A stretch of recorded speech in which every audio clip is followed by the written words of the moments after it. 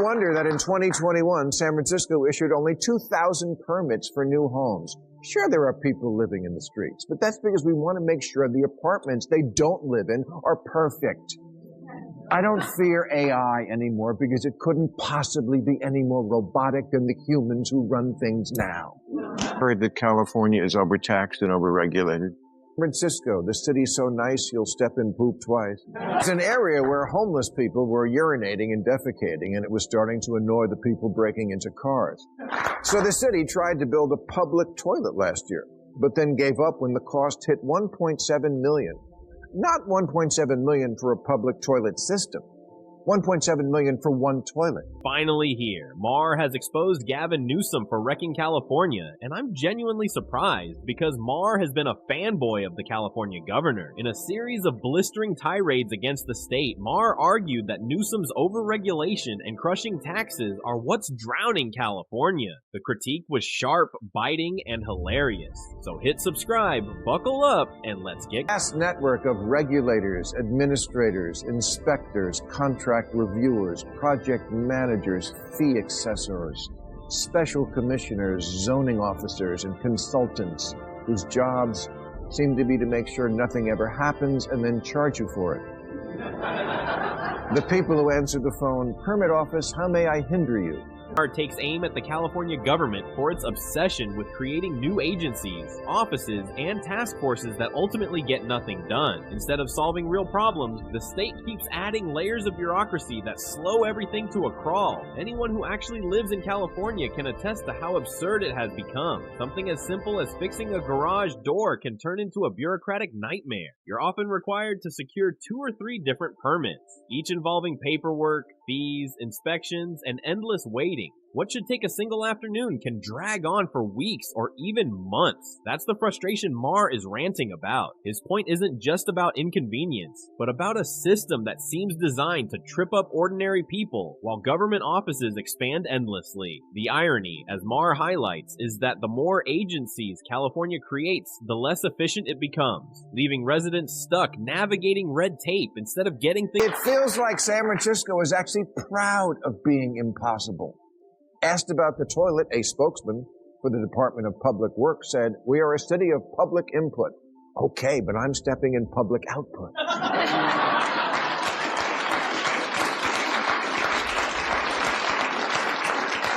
Meanwhile, the median time to get approval to build a house there is 627 days. That's 217 days longer than it took to build the Empire State Building. You need 87 permits.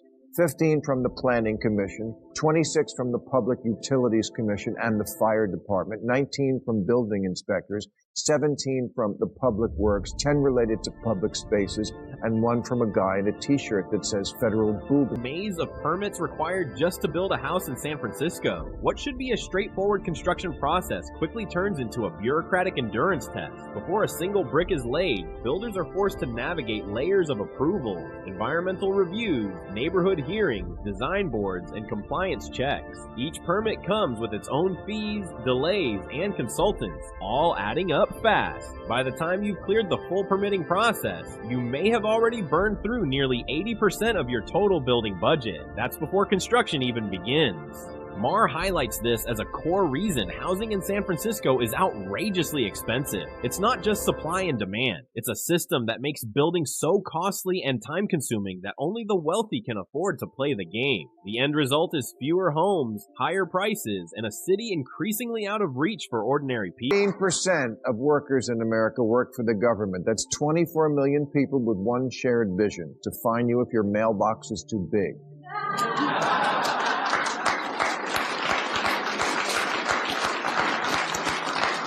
They say a conservative is a liberal who just got mugged. It could also be a liberal who just got cock-blocked trying to remodel a porch. Oh, yeah. Or got a parking ticket because their car was facing out instead of in. Last year, Wyoming began construction on the largest wind farm in North America that will power 2 million homes in Arizona, Nevada, and California. And to think, it only took 18 years. Not to build it, to approve it.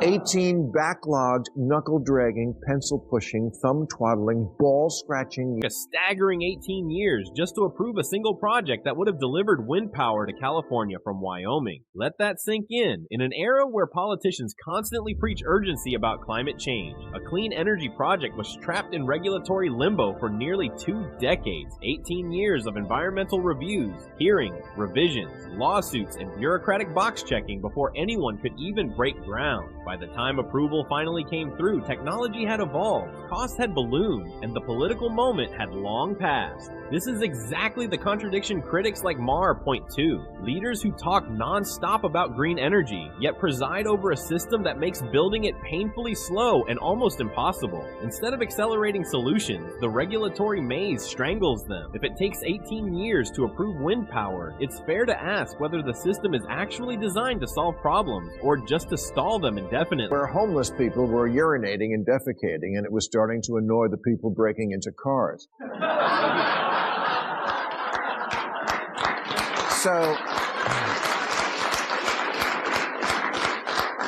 So the city tried to build a public toilet last year, but then gave up when the cost hit $1.7 million. Not $1.7 million for a public toilet system. $1.7 million for one toilet. And this wasn't some magic toilet that catches your phone when you drop it.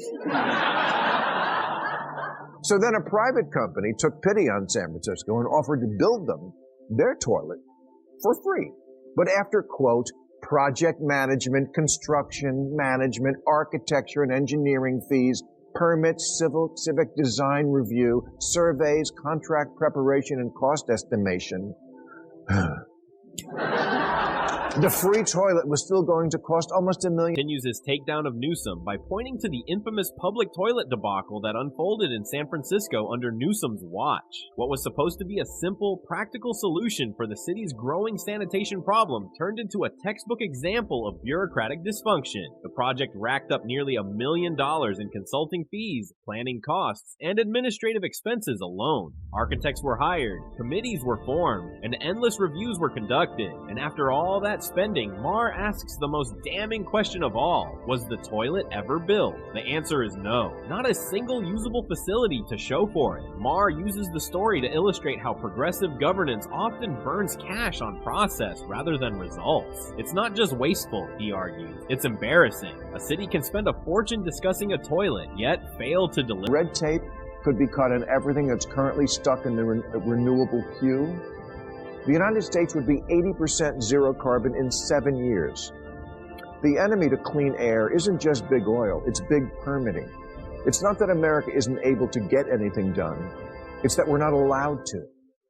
Of course, there should be consideration of the environment on everything we build, but as so often happens on the left, they seem to have no ability to recognize when they've taken a concept way too far and are in fact hurting their own cause. All states, whether blue or red, but blue states like California seem to take it way too far. Take California's treatment of the oil industry, for example. The state has repeatedly piled on new regulations, taxes, and oversight measures that make doing business incredibly costly and uncertain. Governor Newsom even pushed for a windfall profits tax on oil companies to redistribute record industry earnings back to Californians on top of already high compliance costs and fees.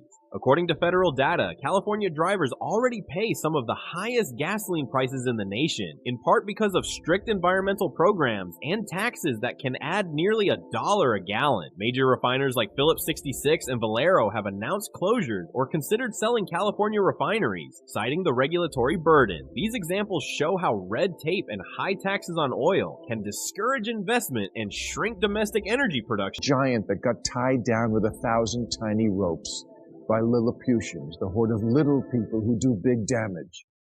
Build back better? Sounds good. So does shovel-ready jobs. Yeah, exactly.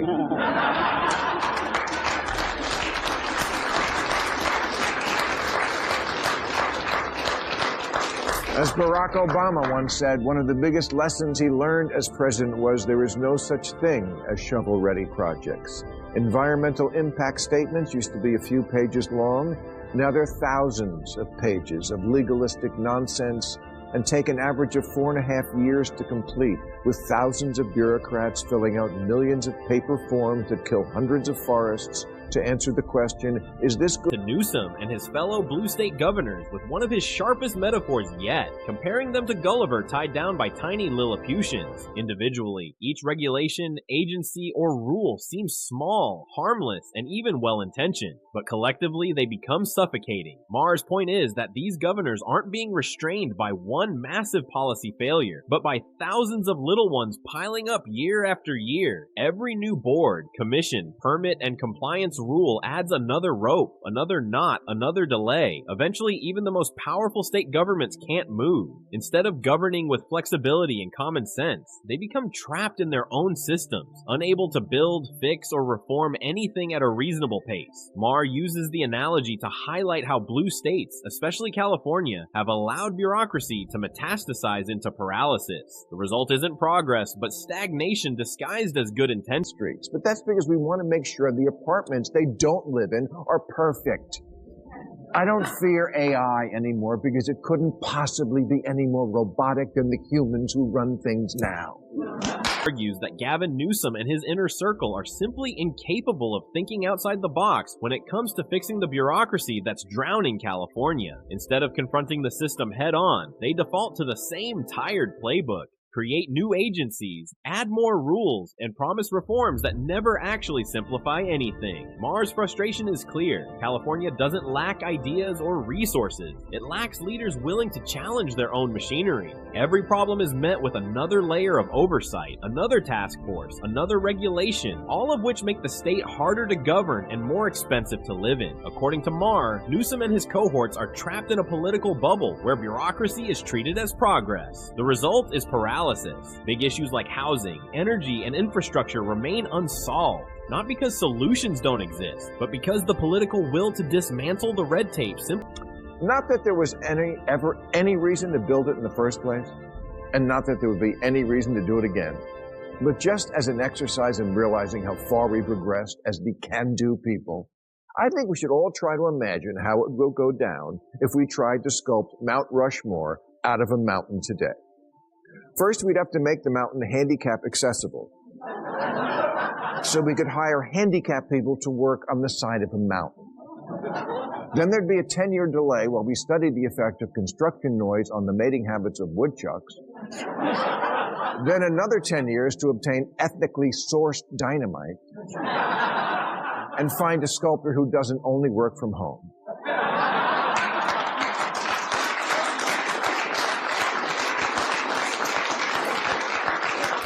And then another 2 years to apologize for being on Gavin Newsom and his political ilk by joking about what it would cost and how long it would take if America tried to carve Mount Rushmore today. What was once an ambitious engineering feat completed with limited technology would now, Maher argued, be buried under environmental reviews, cultural impact studies, lawsuits, and endless public hearings. The project wouldn't be delayed by granite or gravity, but by paperwork. Costs would explode into the billions before a single face was even outlined. Committees would debate the symbolism, activists would protest the intent, and regulators would stall the process indefinitely. Maher uses the Mount Rushmore example to highlight how modern governance, especially in blue states, has lost the ability to build bold, transformative projects. Instead of asking how to get things done, leaders obsess over process, optics, and compliance. The result is a culture where even imagining something monumental feels impossible, let alone actually that aren't necessary, that aren't.